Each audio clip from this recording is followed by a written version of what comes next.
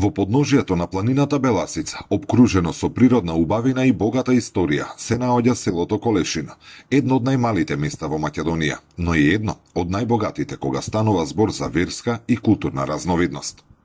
Овде православните христијани, методистите, адвентистите и припадниците на другите верски заедници не се само соседи, тие се едно семејство.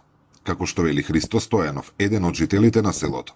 Во Колешина различноста не не дели, таа не обединува. Кај нас нема врска протестанен, православен, сабатјанен, си имаме сите, почитуваме се, нема проблем тука. Да има кави да расправи, нема. Ниту го имало, па верувам и ќе го нема тоа. Да. Сите вери си.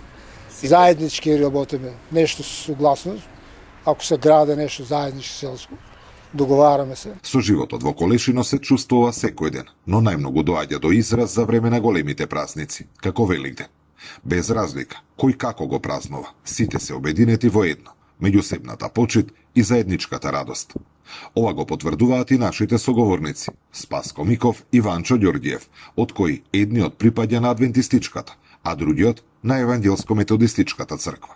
За нив, како и за многумина во селото, празниците се повод не за делби, туку за зближување. Јас сум адвентист, а жена ми беше православна, ми нема никаков проблем. Ние ги поштуваме тие празници, поштуваме другото мислење, другото верување.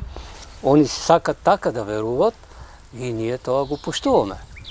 Значи, нема никаква грешка ако дојдеш во чест на Христовото воскресение, да го прославиш и со православен, со методист. Религиозноста е различна, но ние не правиме разлика.